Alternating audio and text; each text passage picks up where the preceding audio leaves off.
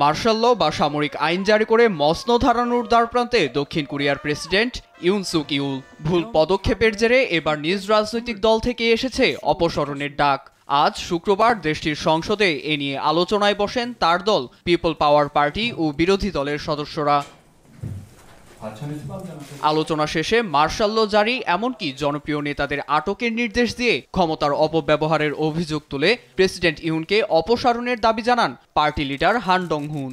সেই সঙ্গে তার ক্ষমতায় থাকা মানে আরেকটি মার্শাল ল এর দিকে এগিয়ে যাওয়া বলেছেন তিনি। গোয়েন্দা তথ্য অনুযায়ী নেতাদের আটকের বিষয়টি আমরা নিশ্চিত হয়েছি।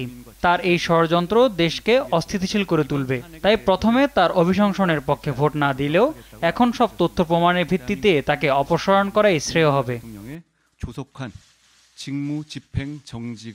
এদিকে ডেমোক্রেটিক পার্টি লিডারের অভিযোগ, ইউন সামরিক আইন জারি করে নিজের ক্ষমতার জানান দেওয়ার চেষ্টা চালিয়েছেন। এমন পদক্ষেপ নেয়ায় তাকে গ্রেপ্তারের দাবি তার। ডিসেম্বর ৩ তারিখে ইউন তার ক্ষমতা ও প্রভাব প্রদর্শন করতে চেয়েছিলেন। তার এই কার্যক্রম কুয়ের শামিল। সাধারণের জীবন নিয়ে তামাশা করেন এমন একজনের হাতে রাষ্ট্রকে ছেড়ে দেয়া উচিত হবে না। তিনি এই পদে থাকার যোগ্য কিনা তা জনগণই ঠিক করবে।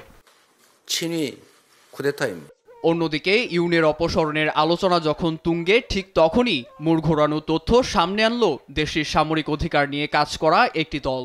শুক্রবার এক সংবাদ সম্মেলনে এর প্রধান জানান, জারি হতে যাচ্ছে আরেকটি সামরিক আইন। কয়েকটি আর্মি ইউনিটকে জরুরি ডাকের জন্য প্রস্তুত থাকতে বলেছেন ইউন। অভিশংসনের দিনে যে কোনো ব্যবস্থা নিতে নির্দেশও দেওয়া হয়েছে।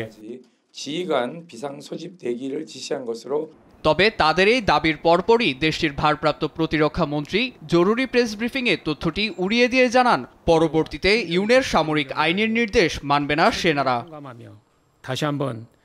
তবে আর অভিশংসনের অপেক্ষায় ঝিমিয়ে পড়তে নারাজ দক্ষিণ কোরিয়া।